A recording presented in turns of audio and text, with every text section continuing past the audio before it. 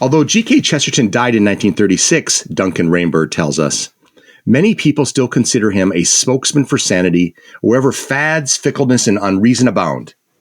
And he remains an advocate for wholeness in a mysterious world of philosophical fragments and linguistic slippages. Amidst any overwhelming deluge of opinions, a consistent theme may be called in his work. It is an exuberant, urgent call for the reader to wake up from a world enveloped in sleep, custom, and nightmare. It is by Chesterton's decisive commitment to joy rather than anxiety or radical indecision that he disturbs our slumber of habit. In Chesterton's view, we need to be and stay alert. Dr. Duncan Reyburn, on his book, Seeing Things as They Are, GK Chesterton and the Drama of Meaning Now. My name is Tod Worner, and this is the Evangelization Culture Podcast from Word on Fire. Dr. Duncan Reyburn is an associate professor in the School of the Arts at the University of Pretoria. He is the author of Seeing Things as They Are, GK Chesterton and the Drama of Meaning, and the recently released The Roots of the World, The Remarkable Prescience of GK Chesterton. You can find him on X at Duncan Reyburn and Substack at duncanreyburn.substack.com. Duncan, welcome. It is a real joy to be here. Thank you, Tod.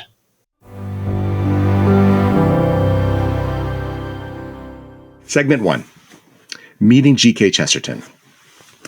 An English writer, author, playwright, and cultural commentator who was born in 1874, GK Chesterton's wit is infectious, his writing is mountainous, and his insights are unparalleled. His intellectual sparring partner George Bernard Shaw called him a man of colossal genius, and that the world is not nearly thankful enough for Chesterton. His philosophical foil H.G. Wells insisted that if my atheology turns out to be wrong, I feel sure that I can pass into heaven if I wish as a friend of G.K. Chesterton.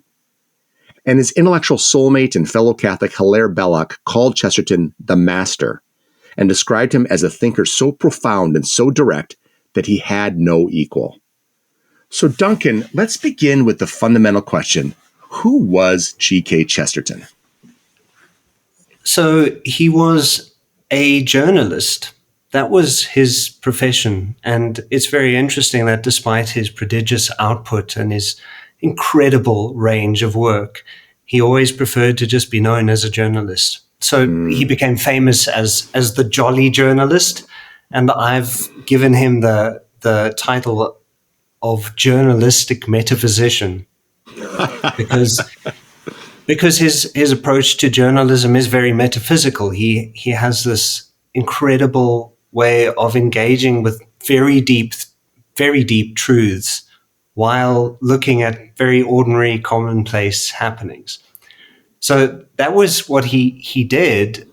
He was just writing all the time. He really did either write all the time or draw all the time. And he was very jolly.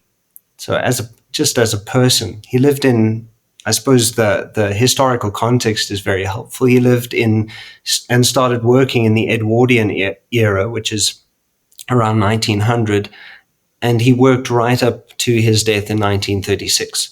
So his career was 36 years long. He wrote nearly 100 books. He has composed, I think, close to 9,000 essays. And so anyone wanting to tackle his work always has a bit of a problem because there is so much of Chesterton. When George Bernard Shaw joked that he's a colossal genius, he was referring to his physical size. He was a very tall man. He was 6'4" and weighed twice what I do. I'm 6'3". So very just huge, but also unbelievably prolific. Probably more prolific than the most prolific philosopher of that time, who was I forget his name. Bertrand Russell. Yeah, Bertrand Russell. Was Bertrand Russell. So, I don't know if that gives enough of a sketch, but that's I think a fairly decent introduction.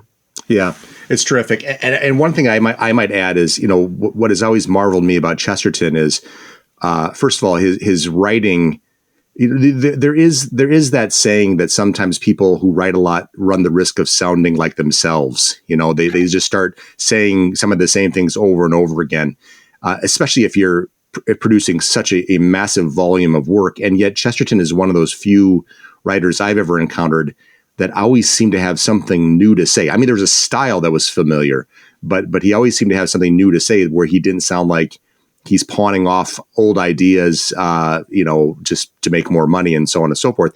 The second thing is that as far as the notion of that one has to have an elite education to be an influential writer or a thinker and so on. I mean, he was, if I'm not mistaken, an unfinished student at Slade School of Art. So he was an art school dropout effectively, and yet went on to write massive amounts of material. And on top of that, to debate the leading lights of the day like Wells and Shaw and Russell, and I thought maybe Clarence Darrow at one point as well, and along with many, many other people. So to your point, incredibly accomplished individual. So let's bring it down to a more personal level, Duncan.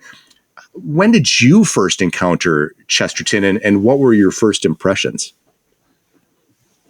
I think my first encounters were just very much quotations in books written by other writers. And when I started work, oddly enough, as an animator. That was my first job. I found my job incredibly boring, and one of the things I discovered was that there are a whole lot of GK Chesterton's works on the web for free. And so I started reading his essays. And his essays, and I would say to anyone if they wanted to get into Chesterton, his essays are a fantastic introduction, especially his little book, The Defendant, and his other one, Tremendous Trifles. Those collections are marvelous.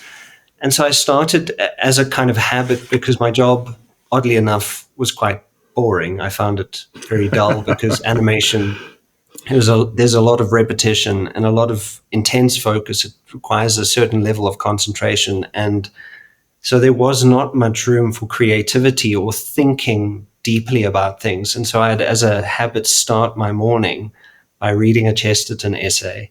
And then I would get into my work so that I could have Chesterton's voice at the back of my head, just feeding me. It was really food. And what a delightful way to get into. And very soon after that, I ordered orthodoxy, obviously very interested in what he had to say about Christianity. And a lot of people say that Chesterton is kind of this very meandering writer. But for me, it always just felt like he was taking me on the scenic route. He wasn't interested in getting to a point too quickly. He wanted to really get to the point in the right way, with the right level of imagination and engagement. And then I haven't stopped. I've just kept reading him and enjoying him. He's just a thrill to listen to use the metaphor of hearing. But yeah, that would be how I got into him. I love that notion of Chesterton taking you on the scenic route, because he is unfolding the way he's thinking right before your very eyes as he kind of works his way through things, and it's quite the ride because he's got a profoundly lively mind. I'm also impressed that you went from the essays right to orthodoxy. Did you find orthodoxy challenging, or did you feel like, nope, I slipped right into it and I was hooked and in love from the get-go? My experience was that it was just joy. It's the best book ever written, in my view. I think I've read it more than any other book I've reread, and right from the word go, I loved it. I know that is not everyone's experience. I think a lot of people start with orthodoxy. In fact, a lot of people I know start with orthodoxy. I think that's one of the reasons I recommend the essays first. Yeah. They help you to get used to his style and his way of arguing and his lightness. Because I think when you're reading a theological work, which orthodoxy is, it's very easy to expect that it's going to be a fairly serious, almost dull read. I know theology is always in some sense thrilling because it gets to the heart of things. But Chesterton is constantly shifting from seriousness to joking, or sometimes combining them at the same time. Right. So I'm sorry to say to those who have struggled with it that I loved it right from the start. So we all know what Duncan's IQ is, because I'll tell you, my experience with orthodoxy, and I probably have said this before, I've written about this a little bit. I remember, for those who are unfamiliar, and Duncan, you correct me if I'm wrong. Chesterton originally wrote Heretics in 1905, which is sort of a little bit of his chapter by chapter dissent from a lot of the leading lights of the day in the modern secular orthodoxy, if you will, and was sort of accused of being a detractor without a positive program. And not that he was then going to propose a positive program, but someone basically said, Chesterton tells me all he's against, but he hasn't told me what he's for, effectively. And Chesterton effectively acknowledges in orthodoxy, I've taken that challenge up, and here is the product of that challenge. You can blame this guy for my having written Orthodoxy, which he wrote in 1908, so 3 years after Heretics, which, as I think, if I'm not mistaken, I think he called it his slovenly autobiography. And it's kind of his spiritual autobiography that seems to be his arrival sort of at the truth of Christianity. And again, if I'm not mistaken, date-wise, I think this is altogether 14 years before he ultimately is welcomed into the Catholic Church in 1922. But my experience with reading Orthodoxy was being a non-Catholic and having a medical student, because I was on a rotation overseeing my medical students in the hospital in internal medicine. And he saw I was reading this terrible book called Hitler's Pope, by John Cornwell, which was just kind of this hit job on Pius XII. And I was eating it up because I was a Protestant that had a little axe to grind against Catholicism at the time. And my resident or my medical student was just very nice. And at the very end of the rotation, when we all went out for beers, he handed me this little image books, paperback copy, beaten up, dog-eared, of Orthodoxy, and said, I think you might like this, which I then took to a beach vacation to Mexico and read it. And I laid on the beach and I looked at my wife and said, I have no idea what this guy's talking about. Because I know fluency in Catholicism other than maybe attending Mass with my wife every other Sunday. But the other thing is Chesterton's style was so different than what I had ever encountered. And I will honestly say it took me a number of years, and to what you said, Duncan, returning back to the essays, returning to his quotes, reading some of his lesser works, and then reading a lot of other writers and thinkers and being involved in the Mass and becoming Catholic, that when I returned to Orthodoxy again, I was stunned at how brilliant it is. And I've read it innumerable times since. So, Duncan, you're way ahead of me. But I'm glad we arrived at the same place. So I want to ask you. Oh, go ahead. As a long soliloquy. One of the things that I find really helpful for understanding why Chesterton is so odd and why he approaches things in such a different way is he's really trying to wake us up. He really does believe that we fall into this slumber, this kind of this sense of taking everything for granted. And so he's trying to help to restore to us a sense of wonder, which is very much what Orthodoxy starts with that fantastic image of a sailor leaving to discover a new country and accidentally planting the flag in his own country. Yes. And that pattern is throughout his work. He really wants to show you that home is also the place of adventure, that the familiar is not something that has to be dull. It can be really homely and welcoming. So I think that is a stylistic choice, but it's also rhetorical, aesthetic, and I would say theological. He's trying to reintroduce us to things that we really don't look at properly. So Duncan, Chesterton's gotten himself a number of monikers over the years, the Prince of Paradox and the Apostle of Common Sense. So beyond just saying, I want to wake people up to the wonder of the world, are there any other features that you have found, and we're going to get obviously into his hermeneutic and so on in a few minutes, but are there any other features you can just introduce us to that make Chesterton so unique as a thinker and a writer?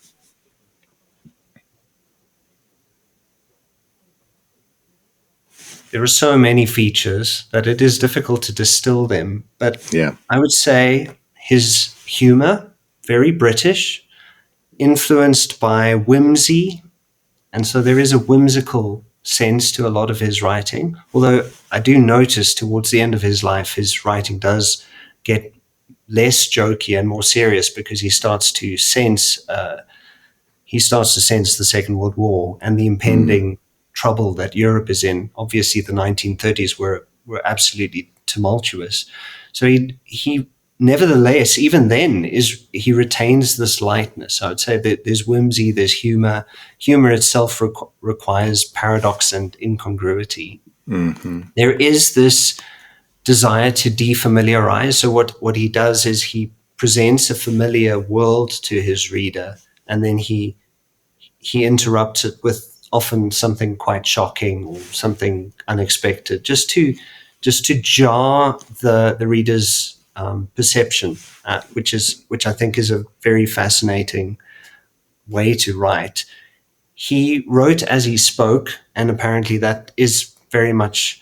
There are a few recordings of him that are worth listening to online if you just search. But he had this very musical way of speaking, and I think it's very helpful while you're reading him to get a feel for that musicality. When you look at his handwriting, that too is this calligraphic handwriting. It's very beautiful the way he writes. He was an aesthete. So, I mean, you mentioned that idea of he went to the Slade to be an artist. He wanted to apply his artistic talents, which he certainly inherited from his father, who was also a very gifted man. But the Slade was just full of nihilism, and it didn't have this holistic creative edge to it. And so that's actually something that you really do see. Chesterton is responding to a time that is really the birth of nihilism in some ways. I mean, Nietzsche, just a few decades before Chesterton announced the death of God and this destruction of meaning. And so Chesterton is responding to that. And so that's his goal all the time. When you're reading him, you know he's trying to create a holistic picture of things. He's trying to put things back together, which means that if we read him and miss that, it means that we need to look again. I think that's a safe assumption. And he's built on his entire mode of cognition is built on something called parallelism, which is a kind of subset of analogy. Belloc, when he was writing about Chesterton, he said that there is no English writer who has lived before Chesterton who equals him in his gift for parallelism. So he takes this familiar image, and it's usually an image of some kind, and then he uses that to explain a somewhat unfamiliar concept. So that is a distinct feature of his writing that is worth paying attention to. And he was, I think, a teacher. You do get a sense that much of his writing is didactic. He's really trying to teach you something about the world. And because he is so observant, he always shows us something that we can learn from, that we can be thrilled by or shocked by, in the case of something like Eugenics and Other Evils, which he wrote in 1952, where he really wants to horrify you at the sort of degradation of thought that has resulted in a very anti-human movement. I think that's not this will never be a full picture, but that is a pretty good summary, I would say, of some stylistic and content features of his work, just more generally. Well, I do appreciate that. That was a hard question, because it's almost like summarize your book in one question. But and we're going to obviously delve into it even more. It's interesting, because what you made me think about a little bit is Flannery O'Connor, and I think you made me think about, as you've mentioned, sort of the jarring, shocking strategies, if you will, that Chesterton kind of utilizes in his writing. It makes me think about Flannery's, again, to the hard of hearing, you shout, to the blind, you draw large and startling figures. The notion of sometimes in a sort of a secular world that's, again, world blind by nihilism or faithlessness or whatever the case may be, what can be done to wake us up? And this is something that courses through your book, and we're going to talk more about that, is again, the need to be jarred from our torpor, if you will, or our slumber, our spiritual slumber, to awaken to the realities of the true, the good, and the beautiful in a nihilistic age. Duncan, I want to ask you. So as we talked about, he's written nearly 100 books, hundreds and hundreds of poems, scores of short stories, numerous plays, thousands of essays. He's a towering figure with a nearly insurmountable body of work. By exploring his corpus, you set off to understand and explain the lens through which Chesterton looked at the world. So while in our next segment, we're going to delve into why Chesterton, my first question about the volume of study you had to undertake is, are you crazy? Well, yes. In some, yes. Okay, moving on. Well, one of the things that when I started getting into Chesterton, I realized this remarkable consistency. So it's not very difficult to actually get a sense of his vision very early on. He's so consistent throughout his work. So even if I still haven't read all of him, and I don't think even Dale Orquist, who's a kind of real guru at Chesterton, he even mentioned somewhere recently, maybe he's since changed, but he said he hasn't even read all of them. It is a mountain to climb. But what I was trying to do is I noticed that, there's this body of Chesterton scholarship, which is marvelous, so many different perspectives on him. But the one unifying feature of all the scholarship was everyone was subtextually fascinated by his way of perceiving, but no one had actually asked what that was and answered that question. And so I wanted to do that, which is a fairly mad thing to want to do. Mm-hmm. But it was just a delight. It was actually especially through my PhD, which sparked the book afterwards. It was halfway through that I realized I actually like researching. I didn't realize I was a natural academic or a researcher before my PhD, so, which is perhaps odd, but it's a joy, and I think that's the thing. In some sense, Chesterton is not trying to shock us into a state of despair in any way. He's trying to shock us back into wonder and joy, while we can certainly be aware, and he is very aware of sin and evil and the darker side of life. But it is amazing to me that he keeps on using even that to bring us back to what is more enduring and more harmonious with God's plans and with the world, I suppose. Duncan, I want to return to something that you just said, which it was striking to me. So you went into a field of animation, which would strike me as the epitome of creativity, and yet you found the day in and day out work that you were doing stifling, where actually you were not able to. And maybe it was just the technology or what have you, but it sounds like it actually was the antithesis of the creativity you so desperately sought in your work. And you found your way into the university and into a position at the university where you're emerging from the workaday world of animation and that creative work that you thought was going to go into that got kind of stifled. And now in the academy, what you're doing is you're drawing people out of rigidity into greater creativity. And one of the first bits of a resource that you've explored to the point of writing 2 books on him to help you in that endeavor is Chesterton. Are you struck by the irony of, I think about a little bit what we talked about with Chesterton dropping out of the Slade School of Art, going there with this wonder and excitement of the creativity of art and leaving it because it was absolutely the antithesis of what he was expecting. It was ideological. It was cramped, formulaic, etc. Are you struck by not only the irony that you went into a very creative field only to find that was profoundly uncreative, and now found your way into the academic world to trumpet this, to remind people to free up your creativity. The second thing is, are you struck by a little irony that your path and Chesterton's are somewhat similar in that respect?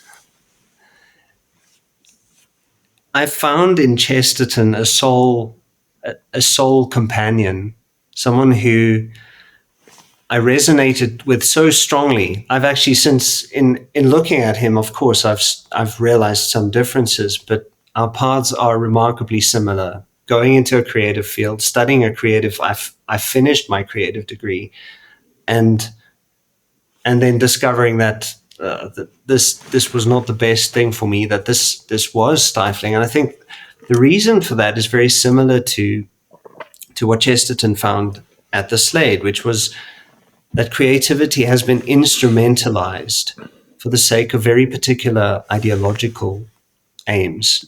And those ideological aims, although Chesterton never uses the word ideology, those ideological aims are antithetical to the very broad, wide, welcoming, joyful vision that Christianity offers. And yes, like Chesterton, I am a convert, slightly younger than him, but it is entirely his fault that I converted. And I'm tremendously grateful for that. And I do wonder if he will be made a saint for the simple reason that I know that so many have come to the faith through his work.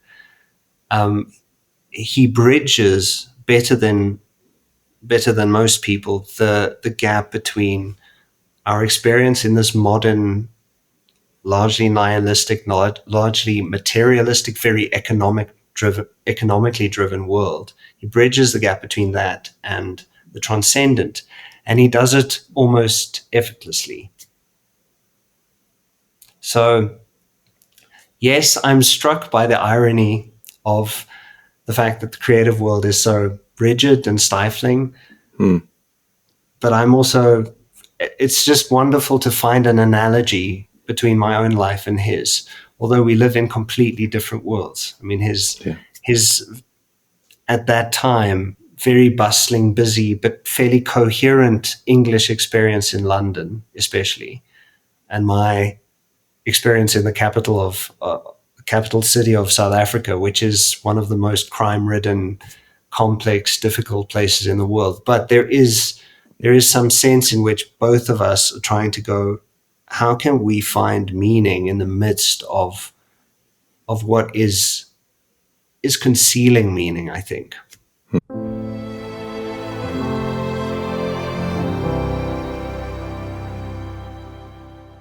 Segment 2. What is a hermeneutic? In Seeing Things as They Are, Duncan Reyburn writes, quote, Chesterton did not ever formally or systematically discuss the framework of his interpretive awareness and his approach to discerning the drama of meaning. As a man of more commonplace and proximate philosophical interests, it was never his concern to tackle such an abstract question. And yet the question of his unique perception remains, if only implicitly, the central fascination of all Chesterton scholarship, close quote. So Duncan, let's begin with the word that gives many listeners a shudder, and that is hermeneutic. So what exactly is a hermeneutic, and is it fair to simplify it and call it the lens through which someone sees, interprets, and experiences the world? Unpack that word for us. That is a beautiful summary of what the word is. Maybe a Chestertonian approach would be helpful. The word hermeneutic comes from Hermes, the messenger of the gods, who would take the divine idea down to ordinary people. So there was an act of translation, there's an act of mediation going on in what Hermes was doing. And so that then carries over to really what started as a discipline of figuring out how to best interpret scripture. That was where hermeneutics started. And that developed over time in various ways with various theories about what is going on as we interpret. And so hermeneutic for me is not just the lens in a sort of static way. It is built in to our very experience of the world, and which you gesture towards now. There is a desire that we have when we're attending to our own lives to really figure out how to make the best sense of things. And that is not just simply looking at things as objects, but it is polishing the lens that is ourselves, so that we are receptive to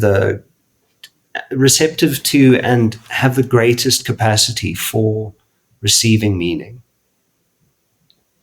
Yep, I don't know if that makes sense. No, it's very good. It's very good. It's very good. And what's interesting to me is I love the notion. So I've read a lot of Chesterton, and you've read even more, but I've also loved reading people's perspectives on Chesterton. And as you've said, there was kind of a gap in the scholarship, which is how do we put our finger on this unique way in which Chesterton looks at the world that gives us all such delight in what Chesterton concludes about the world. So for you to explore the hermeneutic of GK Chesterton, as you admit in your book, seeing things as they are, you have to yourself have a hermeneutic. So to explore a hermeneutic, or to unfold someone's hermeneutic, you yourself have to have a hermeneutic. So you begin by telling us that you, quote, offer careful readings and also a kind of reverse engineering of Chesterton's writings to provide a clear sense of the hermeneutic assumptions and recommendations that are implicit in his work, close quote. So how did you decide the lens through which you would look at Chesterton's lens? So what is fascinating about the interpretive experience is that it's this encounter. And I think all of life is about seeking resonance. And that means we're constantly in the process of cultivating the world, and also should be in the process of cultivating ourselves to fit and to manage and to cope with the world, and of course then to understand it. So there's this double motion that is happening. So I first read a lot of Chesterton. I think the something that I'm very grateful for is I didn't make any judgments about who he was, what he was up to. I just read him. And I think that's a really great way to approach reading. I mentioned in the book this idea of reading optimistically. It is possible to interpret rightly. It is a genuine possibility to gain access to the mind of someone else. And so there is an optimism about that. And I gradually through that process learned I need to try and get myself out of the way. The irony of that motion, I suppose, or the paradox, is that the more you get yourself out of the way, the more you gain from the object of your attention. That's something Thomas Aquinas talks about, this idea that our minds, when they are focused on something, they become the object of focus. The object of attention fills our heads.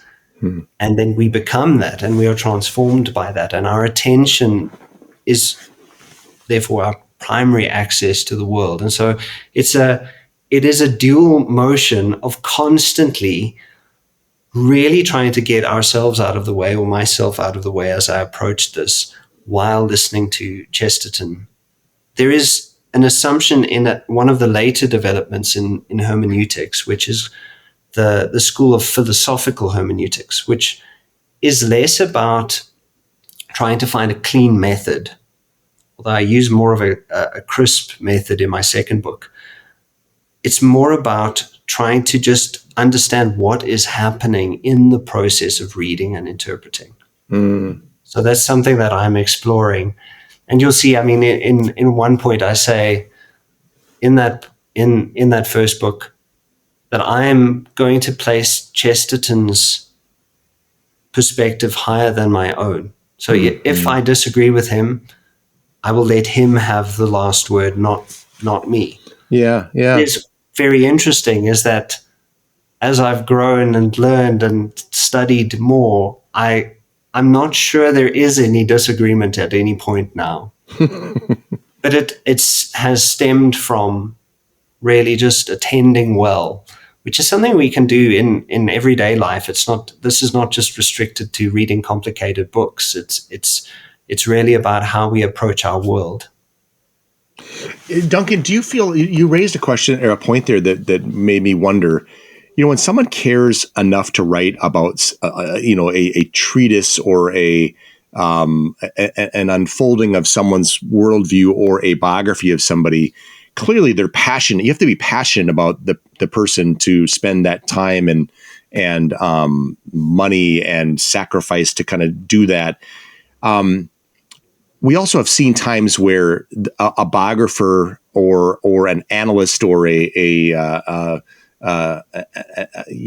academic who's doing a lot of deep diving on a particular person, they can't help but kind of put their biases in there because they want the world to see this person this way, and so they shift it this way or that way, and that's created a lot of consternation over the years. I was reading recently an article about Robert Frost, the many different biographies on Robert Frost, and it seems like one of the original authorized biographies that was written was pretty damning of Frost. That even during Frost's lifetime, it seems like he regretted having sort of commissioned or authorized this guy to do it. And his friend was saying, you could always unauthorize him. But he's like, well, my question is, and your book, I mean, again, I've in the time I've spent with Chesterton, I feel like your book is so profoundly generous and profoundly insightful and seems in such good keeping with the spirit of who he is. I didn't feel like there was this angle that you're pushing an agenda, ideological or otherwise, that Chesterton's this way, you don't trust your eyes, trust me, with all you readers of Chesterton, this is what he's saying. I feel like you're incredibly faithful in unfolding who he is and how he thinks. So I think it's wonderful. I'm curious about how difficult is it for you for a person spending this time and having this passion to let to get out of their own way? I guess that's the question I'm trying to get at here. It is very difficult to answer that question without accidentally sounding prideful. Just go for it. But for me, I think I'm an introvert naturally, so I'm very quiet, and I find it very stimulating to listen to others. So it's been a kind of lifelong journey of really listening. I'm obsessed in a sense with learning. I need to know, I need to understand. Big questions cannot go unanswered, even if the final result is mystery. I mentioned this idea in the book about how mystery is not the unknown, but the endlessly knowable. And so I have not really struggled with that. But part of it is, and I think this is something that Chesterton says so beautifully, he just says, don't enjoy yourself. Enjoy everything else. Really, really don't focus on what is inward. And I think, the entire message of Christianity is that you die to self. And I think this is a daily thing. It's very much part of our daily journey to learn to offload that aspect of ourselves that is hindering us from encountering the divine. And so I made that very intentional decision. I think it's, some of it is part of my nature. Some of it is definitely me deciding I would like to give myself over to something that is of true value. And especially, I'm very interested in building up other people. So my book on Chesterton, in some sense, one reviewer remarked that it seems like I'm inviting people into a discipline of contemplation, which was a remarkably insightful thing to say, because it was what I was intending to do, although I never say it explicitly. In my second book, I say explicitly, I'm trying to educate the attention of the reader. And I think that it is, and you have found it to be this way. It is a difficult book. It's not a quick read. But part of that is I'm also inviting the reader to just take time. I think so much of our world is obsessed with haste and rushing around and getting from one thing to the next, that the real time that we need to develop our spirits, to enrich ourselves, is not time we easily take.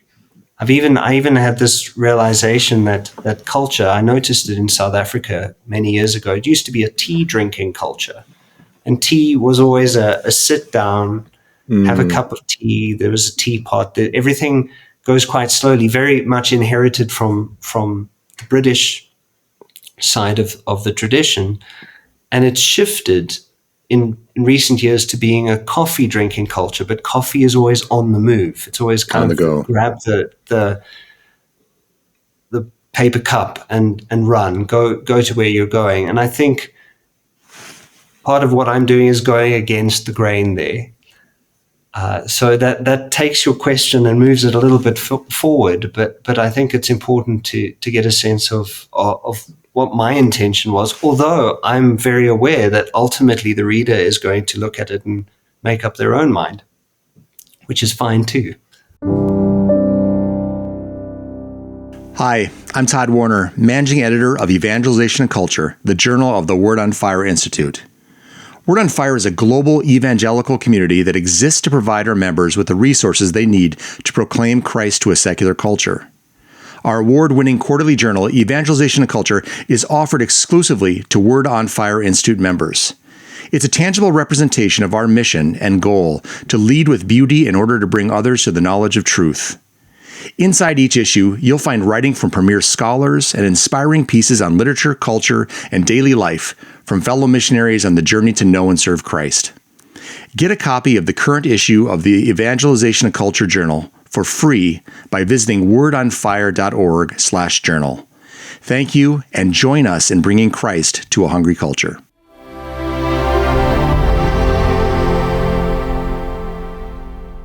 Segment 3. The hermeneutic of GK Chesterton. In Seeing Things as They Are, Duncan Reyburn writes, quote, Chesterton's contention is that learning is primarily about unlearning things. In particular, what should be unlearned for Chesterton is all the weariness and wickedness of the world that causes one to lose sight of that state of exhilaration we all instinctively celebrate when childlikeness is our primary goal. Even in the dust heaps of humanity, we should be able to locate treasure. Perhaps the most obvious thing to Chesterton about reading is that nothing should be taken as obvious. So, Duncan, in your book, Seeing Things as They Are, you describe 4 primary aspects of Chesterton's hermeneutic: the context, the foundation, the task, and the tools. So let's begin with context. How did Chesterton's environment shape his worldview? I think we hinted at it earlier, that the most significant thing was he started off at the Slade pretty agnostic, and I think just from a belief perspective. But he had a very deep, divinely implanted desire to make meaning out of what he was encountering. The world he lived in was not a world that was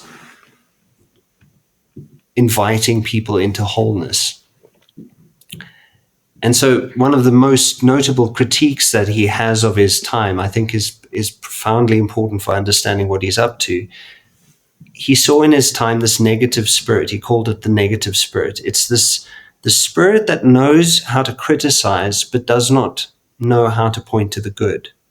And so the context that he lived in was very much the negative spirit. It was this deadened, you can also imagine some aspects of London, it's this absolute frenzy, this haste. It was that way even in his own time. This very large obsession with production, which is very much part of journalism too, which is one of the reasons why Chesterton had to write so much. So he knew that world very well, and he felt that something was off because of the seriousness of the world. He makes this comment that the joy is actually difficult. Hilarity is difficult. It's hard to be light, but it's quite easy to be heavy. And so he realized that the only way to really push back against this environment of unmeaning and nihilism was to have a solid sense of what was good. And he describes that as a goodness that can hold at the same time these two aspects of our psyches, the need that we all have for comfort and familiarity, and for adventure and unfamiliarity and the daring. Both of those need to be present. And so that's his approach to his work. Is there something I'm leaving out there? No. It's perfect. It's perfect. And I want to move into where Chesterton offered this. Again, coming out of your book, Seeing Things as They Are. Oneself is a window. It can be a colored window, if you will, but the more thickly you lay on the colors, the less of a window it will be.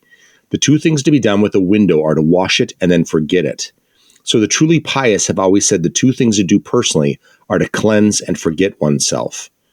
So in other words, Chesterton summarized, to see things clearly, you must get yourself out of the way, which is a little bit of, again, what you've echoed about the way you've approached Chesterton, to get yourself out of the way. How much of Chesterton's worldview, Duncan, is informed by a lens of wonder, humility, and hopefulness? In effect, a lens that is generous to the world and others in it. And I think that's the point I really want to kind of drill down on. In a world of nihilism, in a world of the negative spirit, in a world of flagging faith, in a world of more coffee drinking and less tea, if you will, how did Chesterton form a lens, if you will, that was so profoundly generous to the world around him as he interpreted it and then presented it back to itself? I'm not sure if he would have said it exactly like this, but what I detect is he's trying to recover kind of a second innocence, an innocence after experience, which is to, I think, reference Blake. He formed that, I think, in his childhood. He just was naturally joyful. So that's one aspect of it. And I think our personalities, whatever we're given, is part of God's gift to us, with certain strengths and with certain aptitudes and with definite deficits. Those deficits are also there for our good, to help us to recognize our own limits. But Chesterton, in his natural joyfulness, also encountered the world primarily through play. And so you see this very much in his early childhood. His dad would make toy theaters, and there were stories and fairy tales. His dad wrote a very funny book that got published. Edward Chesterton was his name, and I can't remember the title of the book. It's about dad losing his head or something.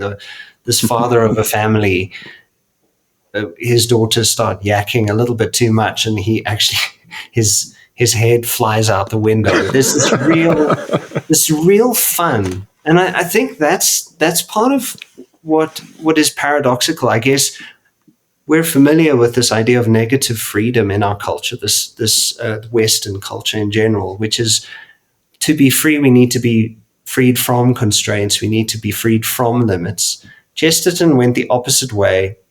And he said, no, the reality is we gain more joy and wonder and delight from constraints. And he knew that because of his childhood experiences of looking at this toy theater. It's a very constrained space with very particular little figures that his father had made, and Chesterton made his own toy theater later.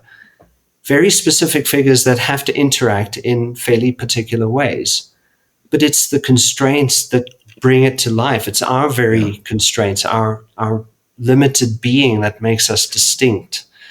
So he says this one thing which he knows as an artist, because Chesterton's drawings are also lovely, and everyone should try and just go and have a look at some of his drawings. But he says, if you want to draw a giraffe with a short neck, you will discover that you are no longer free to draw a giraffe. The constraint, the limit, the finiteness, the edges of things give us clarity and wonder. And that's actually part of the hermeneutic lens that we all adopt as ourselves, is that it is precisely through our limitations that we encounter what we're supposed to. We need to recognize also, of course, the limits of our own perceptions and learn to recognize where perhaps we have blind spots, because we all do have some of those too. So I think some of it was environmental, but a lot of it was just character and his own personal decisions. One of the fun aspects of his childhood was his brother being born. Chesterton said, "Now I will have someone to argue with."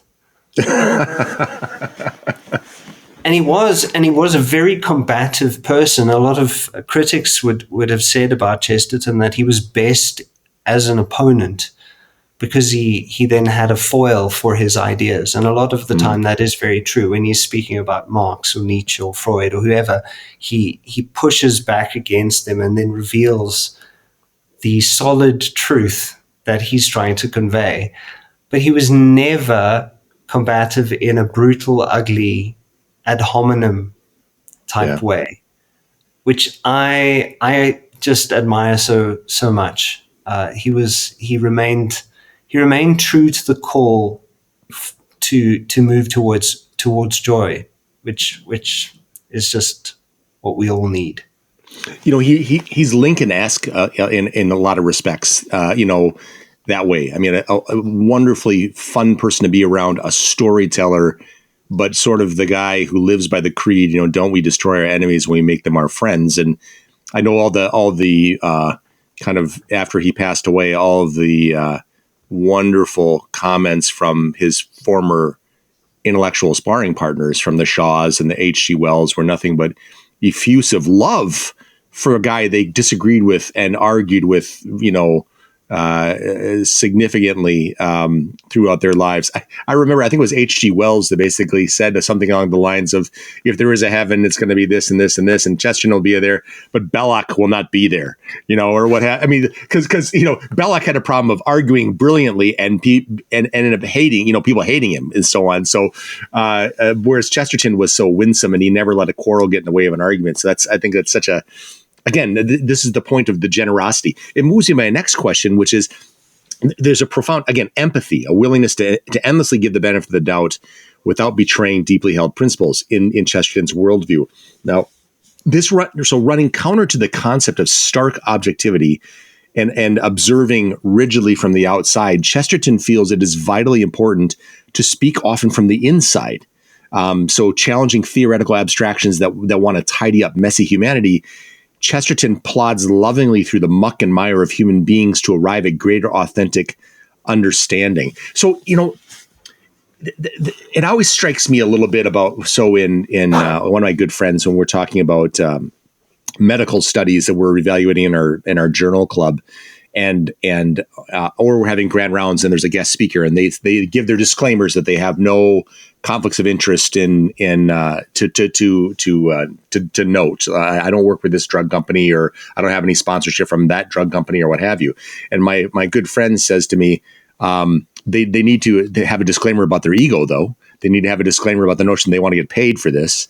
They have to, that there's other things can motivate. I mean, we all carry with us, hunger for honor, hunger for wealth, hunger for power, all those kind of things that aren't things you would normally say, I have to, identify this as a conflict of interest. And yet it's baked in to some extent. My point being that when we're trying to truly be objective, we always bring ourselves with us wherever we're analyzing and so on. And it seems that we spend a lot of time saying, well, I'm trying to avoid that. I'm trying to avoid that. I'm trying to avoid that. And it seems that Chesterton says, but that's part of how we really know the truth, is bringing ourselves on the inside of it, that you sometimes have to love Catholicism to be fair to Catholicism. Am I clarifying, or am I saying this in a correct way? Is that fair to say? It's a lovely way of saying it. I think love discloses truth better than any other posture towards the world. And love is the concentrated affirmation of being. It's this this recognition that being as such, as Aquinas says, is good. It's a good world. God made it good. It has fallen, and certainly it has trouble in it. But to recognize that being as such is good is to recognize that it is in, and love and goodness are there, obviously coincide to a huge extent. It is in that recognition that the truth becomes manifest. I think that is a surprising thing, taking us back to this idea of getting out of the way. Chesterton got out of the way, but he also is accused often of ventriloquizing, so speaking through other people. He even jokes that when he wrote his biography of Browning, he wrote this book about Browning, which happened to ultimately reflect his own views. He even changed some of Browning's poems from memory because he had a remarkable memory. But even there, you get a sense of this beautiful dance of subjectivity and objectivity, and those things are always enmeshed. We divide subjectivity and objectivity abstractly. It's something that has to happen after we've encountered something. So Chesterton was just very mindful of that. He knew that there is always mediation. And part of really seeing things clearly is to try and really get a feel for what that mediation is, so that we're not totally enveloped in the belief that what we are seeing is pure objective reality. We bring meaning to something. So a good example of this, it's a very simple one, is that famous duck-rabbit illustration, which you have to intend to look at the duck so that the duck becomes manifest, and you have to intend to look at the rabbit so that the rabbit becomes manifest. And I think that reflects something of what Chesterton is trying to do. He's trying to remind us we do have to tune ourselves and decide on what sort of attention we are paying to the world. And that is often an act of obedience. I think it is submitting to what the law and going, you need to love your enemy. You need to pray for those who persecute you. That those things are not subjectively or psychologically pleasant or things that we necessarily want to do. But often it is in just simply being obedient to it that we become transformed, and we can really encounter things and make room for greater subjectivity. This is something that I find about the saints, just in general, is they're all just so distinctive. They're so loaded with personality, despite, or because of, more likely, the fact that they gave up their lives. And that is a beautiful paradox that's at the center of Chesterton's entire way of looking at the world. You know, what I really appreciated you saying also was that love, if love informs the lens by which you look at things, it doesn't mean you will be free of bias, but it means you will be more fair than in almost any other circumstance, because you are treating this subject with a great degree of charity. And again, I think a lot of times the problem with criticism, if you will, or, criticism, let's just say criticism, not in a negative way, but in a analytical description, so to speak, it runs the risk of being negative, because it's going to be, I'm not coming at this in a generous, charitable, loving way. And obviously we know that people can be absolutely fanboys of something that at the end causes them to be blind to problems and so on and so forth. But I think, to your point, is that Chesterton's worldview, whenever he was dealing with anything that he was analyzing, even things he didn't like, he came at it with a profound sense of charity, a profound sense of love or benefit of the doubt or empathy or generosity, which is a worldview running fully counter to our very efficient and very hypercritical world that we live in today. Is that a fair thing to say? That's a spot on thing to say. I think part of what makes that significant, and this is part of what haste does to us. I'm almost certain that haste is one of the greatest tyrannies to any kind of spirituality in the world. But haste will drive us to think poorly, to attend to things poorly. You can't really love someone properly if you're just rushing past them. And the same goes for attending to any kind of subject. If we want to really understand it, I think it takes time to really notice the nuances of the subject. Chesterton does that, which means that he doesn't look at a thing and go, beforehand, I've decided exactly what this means. He often looks at something and goes, well, what is good here? What is drawing me, let's say, in a kind of Augustinian fashion, what is drawing me towards conversion, or what is tempting me to aversion, to stepping away from a kind of kingdom-drenched reality? And so Chesterton really looks at how to discern in subtle ways what is really in front of him. And charity requires that. In fact, even making a very negative rightly requires charity. Yeah. We need to all learn to speak the truth in love, which is hardly ever something that happens. Chesterton makes a remark about that, which I think describes our time perfectly. He says that the modern world is often in some ways too good, in the sense that all the virtues have broken apart and run wild. Yeah. And so you have love, but at the expense of truth. A lot of our culture, Western-wise again, is driven towards this overly sentimental, overly, let's say, compassionate love. Empathy itself can be abused to that end. And yet, if you do not have truth, boundaries, limits, that compassion becomes false, or that sentimentality becomes false sentimentality, because it is not balanced by the equal opposite virtue. Virtues work together to balance each other out. And I lost my train of thought. No, but I love this because it's sort of like the notion of justice and mercy. When he talks about that, the vices are bad enough, but when virtues are cut loose from one another, they can be worse than the vices. When I first read that, I'm like, I don't understand. But he ultimately talks about a pitiless virtue, a pitiless justice, a justice that is untethered from mercy. Oh, it's not justice at the end of the day. It's actually an aberration, or it's an extreme vice, because it's untempered by mercy and so on. So temperance, a person becomes hyper scrupulous if it's not tempered by the other virtues and so on. So I think your point is well said, that basically all of these virtues kind of work in concert, and in effect, Chesterton seems to be a person who found the balance of virtues to help to craft the lens by which he would look at the world.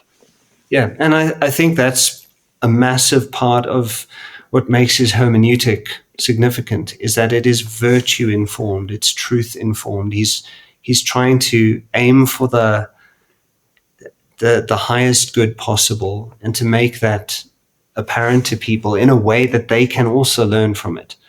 I don't doubt. I mean, one of the things he said when someone said, why do you want to be Catholic? He said, to be forgiven of my sins.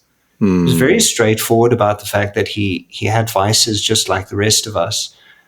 But he felt that was a crucial task, to be forgiven, to get rid of his sins, so that he could see better, so that he could teach better, so that he could write better. And I think that is the attention he gives to writing shows a character who cares deeply, and he wrote very rapidly, which is something quite amazing, but he cares deeply about saying something that is ultimately edifying. He wants to up the game and make the world better, which I think is a good approach to writing in general. If it's not going to really improve people's lives in a significant way, lead them along the better path, maybe it's better to leave it unsaid.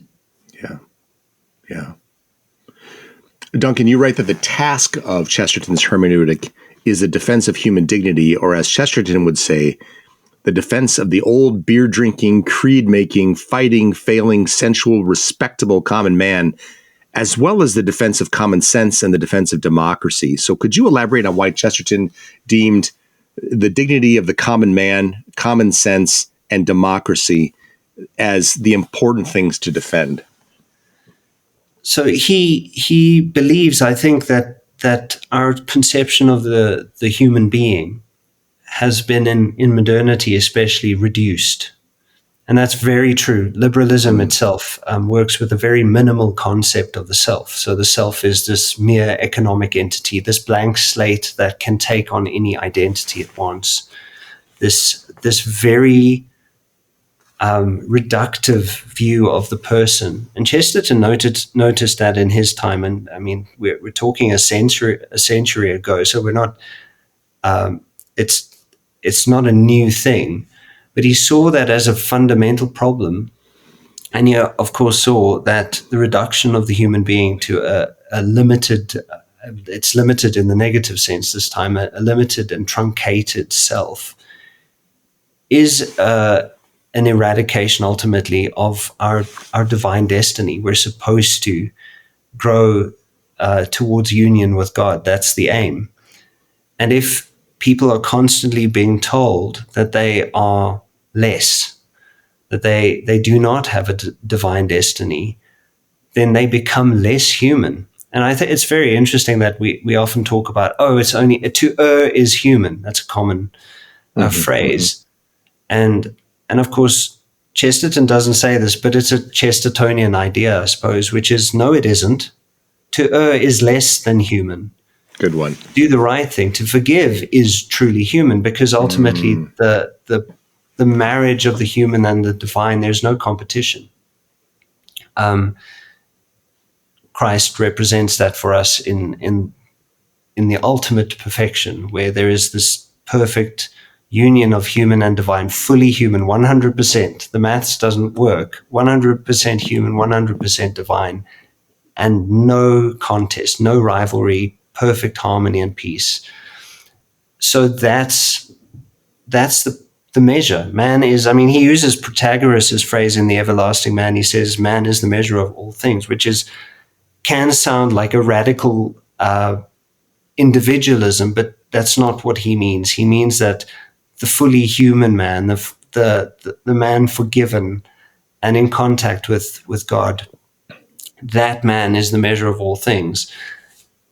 As one of the centers of the universe, I suppose you could say that then everyone working together, because of course we don't exist as individuals. Chesterton's smallest unit of humanity was not the individual, but the family. Mm-hmm. He would look at that and say, this is what it means to be fully human, is all together working with our differences and our similarities towards something greater. So that's his defense of human dignity, which he sees as obviously central, because if the moral world is in disarray, everything is in disarray, because the world is inherently a moral sphere. Common sense then becomes the way that we access and learn about this human dignity. So learning how to reason properly, learning how to think carefully, learning how to contemplate, learning how to pray. These things are very deeply human things. And his defense of democracy, as I suppose, probably needs the most qualifying, because I think our typical understanding of democracy right now is very individualistic, very much a liberal ideology has that frame. And Chesterton would say, no, that's not the point. The point is to look at how people can participate in a very active way in their world. So we've, I think, tended to reduce democracy to voting. We'll put a little mark on a piece of paper, and that's our political involvement. Whereas Chesterton would go, no, democracy is probably very small. It's very much you and your community, which you hopefully have in some form or another in this very fragmented world. It's you and your community figuring out what is best for everyone, working towards the common good. So that would be a hint towards Chesterton's politics and his economic theory, even his distributism. But he's really trying to say, let's not get overly big here. There is going to be a you're going to be defined by your nation in some sense. But the most significant thing is your order of affections, is that you're going to be working with people that you care about. I think he was very aware, because he was a journalist, that his words would be transported over to various places. And that can and I'm aware of that even with my book, it can very easily create distortions in meaning when your text is removed from its context. There's something people talk about now called context collapse, which is where something intended for one audience somehow lands up in another audience's lap, and then that creates incredible misunderstandings. So Chesterton is aware, no, but we start with what is small and right in front of us, and we move beyond that insofar as we have the capacity to.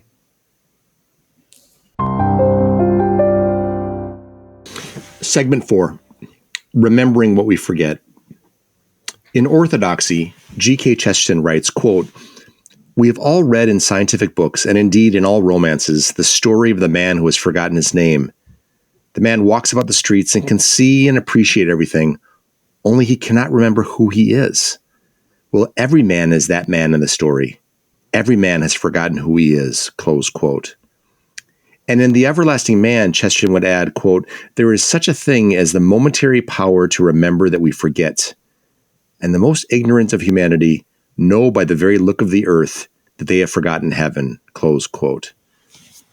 So Duncan, what has happened to us? What has happened to our civilization that has required the likes of G.K. Chesterton to shock us back into wonder? That is a fantastic question. I recently had the privilege of writing an article for the Religions Journal. And in that, I directly tackled Chesterton's approach to the crisis of meaning, because that's one of the ways that our time has been defined as a time in which meaning itself is in crisis. One of the contributions I make there is to notice that Chesterton didn't diagnose modernity as many do, with the typical problems. People go, well, modernity is about disenchanting, as Max Weber says, or it's about the creation of a certain distance, as Hartmut Rosa says. So there are the Freudian sort of paradigm has its own take on modernity. Nietzsche has the death of God. There's all these definitions of what's wrong in the world that we're living in. And I mean, even though the diagnoses are often very old, we still find a resonance with what, say, older writers have said. Chesterton would have said, it is not modernity that causes the problem. The problem remains sin. The problem remains a sense of ontological deficiency, where we are disconnected from what is really our true destiny. And he, as a response to that, would say probably what we see in modernity and what we see in our age, what has gone wrong is that we've taken a sinful premise and we've constructed a world around it.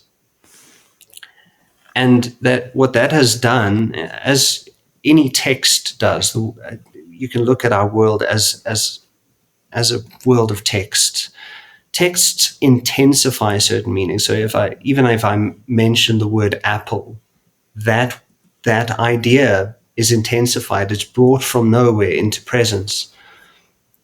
And that can cause us, if everything that is present to us and has been constructed from false premises, if everything is present to us in a certain way, it becomes incredibly easy to forget what's going on behind the scenes. So sin is still the problem. Modernity takes that further and relies heavily on constantly minimizing our sense of self, creating a false sense of the human person, constantly pushing us to think of economics and geopolitics and technology. All of these things create a really fundamental distortion when it comes to viewing the world. And so becoming aware of these distortions, to become aware of these distortions, we have to realize the problem is not to now we must revert to the negative spirit and critique the distortions. That happens everywhere. We need a deeper and more profound and more foundational sense of what is true and good first. And then we can look at the distortions and go, that doesn't fit. That's actually something Chesterton jokes at some point in I think it's the 1920s, maybe 1930s. He says, in the 21st century, high heels are going to get out of hand. They're going to be so huge that they'll be like stilts, and people are going to struggle to walk. And what's profound about that is that actually happened. Lady Gaga at some point was wearing impossibly high heels. And there was a Guinness Book of World Records prize for someone who designed the highest heels. And Chesterton says the reason that will happen, so he predicts the future there. Obviously, that's what my second book is about. But where he says the problem is people have lost the art of thinking about boots. The original form, function, purpose, and meaning of boots is what we should be contemplating, so that we don't end up with this radically insane view of what shoes should be. Yeah. Shoes as a statement of basically, you're elevating the human subject to a higher position. It's literally a kind of personal Tower of Babel. Yeah, good one. Literally is the wrong word there, but I think that's something that Chesterton does so well. He goes, yes, this is what has gone wrong. We can notice it, and he's absolutely incisive and insightful when it comes to just pinpointing what's wrong. But the reason he does that so well is because he gets back to, well, let's ask the deep theological question. What should be going on? What is the right view of things? So it's a little bit like if you want to train someone to work with money and to notice a forgery, all you give them is real money, so that the forgery becomes apparent pretty quickly. Yeah. This is, it gets to the crux of why you write this book. I mean, and you can speak because you wrote it, but to the notion of it's one thing to, curse the darkness. It's another to light the candle. And I think the issue is, how do we, instead of having 40,000 things we don't like about the world that we complain about, how do we resurrect and faithfully live with the worldview, or with the lens that sees the true, the good, and the beautiful in everything that we do, and in so doing, those falsehoods, not only do they become more apparent to us, but we don't want to spend time just railing against the falsehoods. We're too busy living not the negative spirit, but this much more positive spirit, if you will. I'm very fascinated by the notion of spiritual formation. I think it's something that in every Christian sphere there is a deficit. Yeah, there's a loss of contact with this idea that we are striving to be saints. We're striving for holiness. It's become, people would rather be famous than holy, which is a terrible thing. Yeah. And so how does that happen? And I think that happens through basic spiritual disciplines, through taking time and paying attention to how we live. And that can be from the first thing in the morning is the first thing we do. It's quite a helpful discipline I've taken on. The first thing when I wake up is to say, in the name of the Father and the Holy and the Son is to say, in the name of the Father and the Son and the Holy Spirit, and to pray the Lord's Prayer, and then to get up. And then while I'm getting dressed, to say a prayer of thanks that I have clothing, and to ask God to clothe me in himself so that I can be Christ to others insofar as it is within my power. So I think little habits of attention will transform us in radical ways. And that is a question of not seeing faith as something other to life, but as the root of life, as the thing that is in fact nourishing us at every moment. We are completely contingent beings. We may be wiped out in a second by some tragedy. We may be faced with terrible suffering at any moment. The idea that we can stand on our own two feet is completely ridiculous. And so I think it comes down to really recognizing the truth of that, the truth of our nature. Chesterton says the human creature is so odd because we have to go outside of ourselves for everything we need. And that applies to even things like furniture, which he calls crutches. The chair I'm sitting on is an artificial limb holding me up because I can't stand all day. And we use electronic media now to connect us to people, which is fantastically wonderful. It's so incredible that I get to talk to you a million miles away. Yeah. But at the same time, we lose presence. We lose contact with what is near. And so I think we develop this odd relationship with the world where we recognize our material needs very easily, but we forget our spiritual needs, which are in fact the only thing that's going to sustain us whenever we face genuine trouble. But it's also those things that sustain us in real joy when we're encountering something wonderful and where we can be thankful and grateful. So that's my 2 cents on spiritual formation, but I think it is really about adopting and integrating disciplines into our lives that lead us towards greater holiness. And that kind of was going to get right into my next question, which is the passion of the Christ lives, as Chesterton writes, because it involves the staggering story of the Creator truly groaning and travailing with his creation, and the highest thing thinkable passing through some nadir of the lowest curve of the cosmos. And the passion lives because the very blast from this black cloud of death comes upon the world as a wind of everlasting life, by which all things wake and are alive.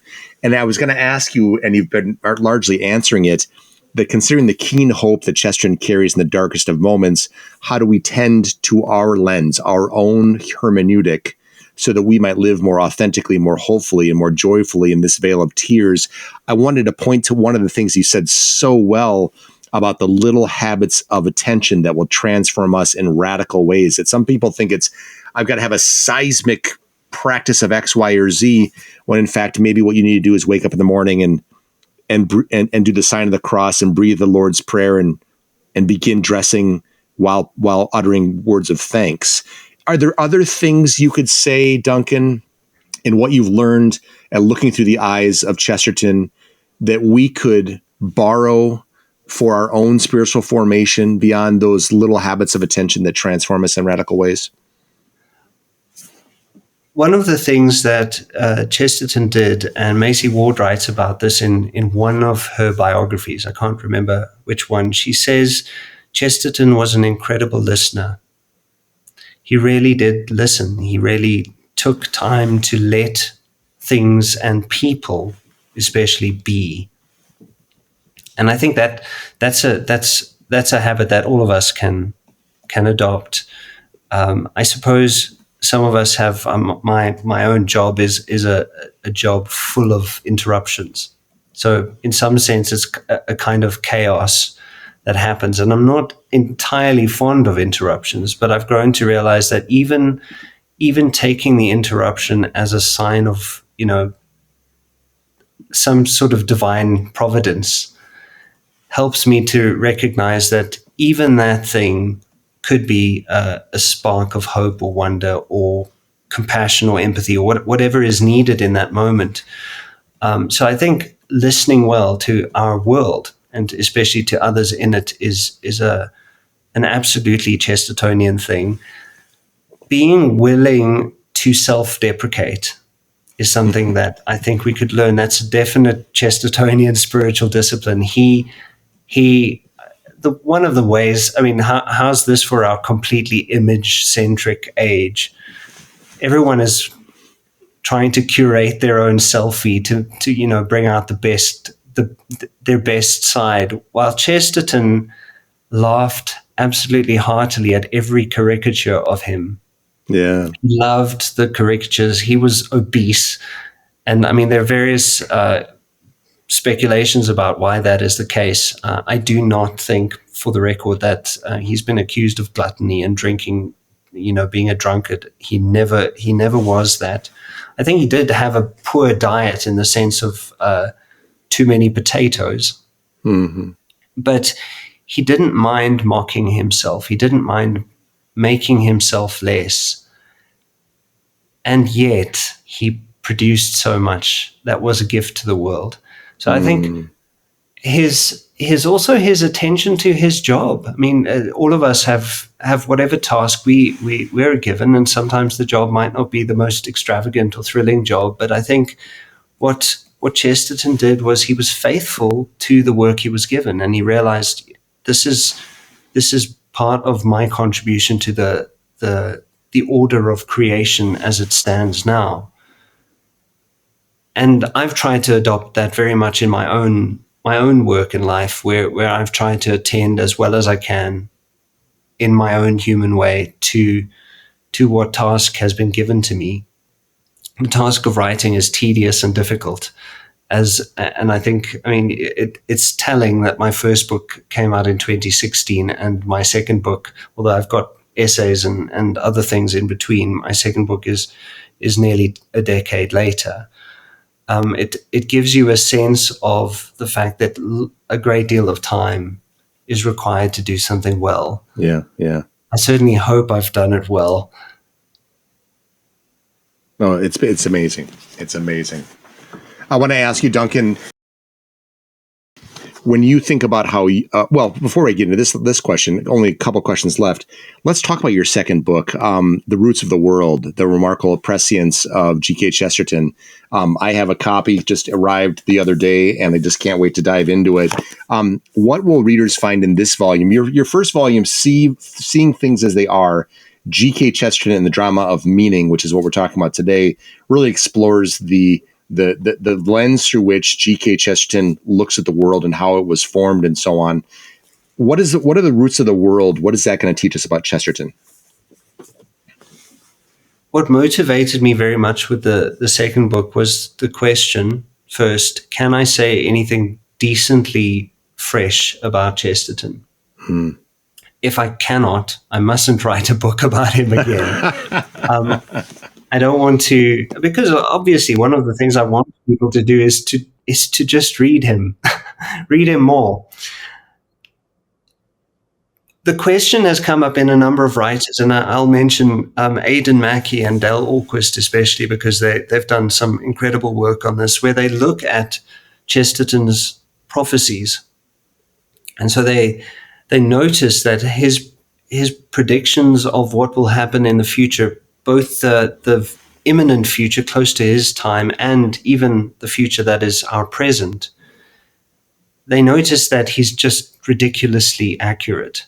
He has this almost uncanny ability to spot exactly what's going to happen. He predicts the surveillance state long before surveillance is even happening. He predicts where the Second World War will start. He predicts high heels, as I've said, getting out of hand. He does this with such remarkable dexterity that, of course, you can say, but he was a prophet. And I think he understood his own task as being a prophetic task. I think there's enough evidence in his writing to see that he did think of himself as having a prophetic voice, although he did also love the game which he called Cheat the Prophet in the Napoleon of Notting Hill. And Cheat the Prophet is the prophet predicts something and you try and prove him wrong.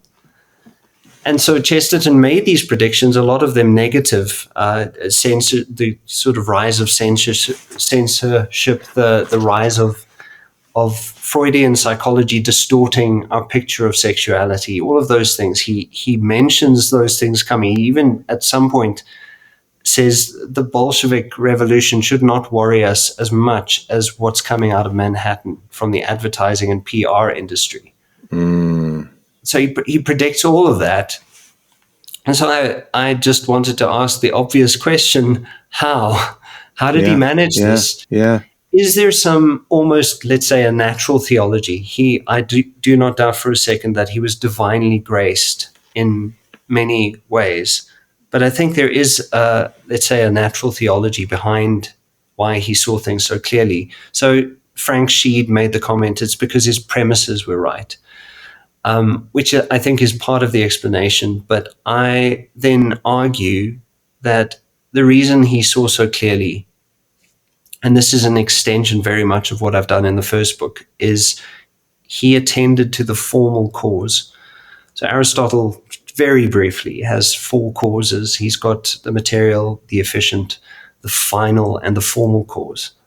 And the formal cause, very much like Plato's forms, helps to create a home for the other causes. And Chesterton's way of attending to formal cause, it expands the Aristotelian definition, is just profound. So it becomes an extension of understanding how Chesterton saw. And so what I do is I read Chesterton's work through the lenses of 4 philosophers. Chesterton, in The Defendant, he mentions that we need to see the star that we're living on, because from a distance it will look like a star. We need a unique telescope. And so I construct essentially 4 lenses. And each of those lenses is composed of the views of 4 different thinkers: William Desmond first, Plato, Aristotle, and Marshall McLuhan. And I read Chesterton through those lenses so that we spot certain aspects of Chesterton's writings that we would otherwise overlook, and also so that we can get the most robust picture of what the formal cause really is. So it's much bigger than the Aristotelian lens. It's bigger than the Platonic sense of the forms. And through that, we gain a sense of what he was up to. My major argument is right there in the title, that the real focus is to figure out what the roots of the world are. That's the main focus. Prescience, which is the subtitle, The Remarkable Prescience of GK Chesterton, helps us to realize that his prescience was a side effect of his attention to what is true and good and beautiful. So his attention to reality is what gives us the ability to see how he plays with certain possibilities. So I am also, it's very much a sequel. I'm very wary of the fact that we live in the age of sequels, but it is a deepening of what I started in the first book. And hopefully my writing is even better in the second book. I hope there's been some improvement there, that it flows more neatly and ultimately illuminates. I think if everyone could read and see how it illuminates their own world, I think that would be the ultimate win. Everybody listening has got to know that Duncan is an outstanding writer, and he makes difficult concepts very clear. He's incredible at distilling, and he really allows Chesterton to speak throughout his works. Chesterton has so much voice through these works, and yet you have the gentle hand of Duncan Reyburn to guide you through it. So don't take his Chestertonian self-effacement or self-deprecation as anything other than the practicing of a good virtue learned from a master. Your first book is outstanding, and your second will be, I'm sure, just as good as the first as I dive into that. Duncan, you've been so generous with your time, and again, you're generous with your wisdom at a young age. So I appreciate all that you've put into these books and all you're putting into your teaching and so on. I want to ask you in one final question, and that is, how have you personally been changed by all of the engagement and understanding you've gained from Chesterton? So without a doubt, the biggest change in terms of growing is, if I would put it in one word, it would be a movement towards greater joy. I think in some ways I have been a natural melancholic. I suppose a combination of a phlegmatic and a melancholic. And Chesterton has really there's no way you can read him without feeling the contagion of joy. I think of just one example is he's got the Crimes of Gabriel Gale in The Poet and the Lunatics, and it's just this. Gabriel Gale is his hero, and he commits a crime, seems to have committed a crime. But it's so completely over the top and ridiculous that it turns out that even the insanity of Gale is more virtuous than anyone else's virtue. And so you start the story going, why is the hero doing this terrible thing? And then you finish very much like happens in Man Alive, which is also just a delightful read.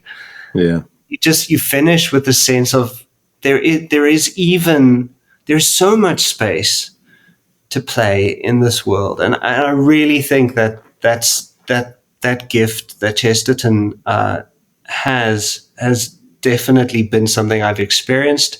I'd say, just as a sort of related to that, Chesterton's interest in everything, because I think that's Dale Orquist's line. Chesterton wrote about everything. It is in some sense true. It gave me permission, I think, in some way to also be interested in everything, to recognize that the truth can handle our questions, because I think we will have our doubts and our struggles, but real inquiry, real searching, digging into the depths of things will reveal the truth. There's nothing to fear when it comes to wanting to learn, to understand, as long as we have a very solid sense of what is true. I think I would add that proviso. So Chesterton gave me permission to really explore. So while I've written 2 books on Chesterton, my intellectual interests are all over the place. Yeah. And I think that's part of the gift of recognizing that the truth will become manifest if we're looking for it, really. Dr. Duncan Reyburn, professor, author, and crafter of a Chestertonian lens. It's been a pleasure talking with you. It's been a real delight to talk to you too. Thanks, Tod.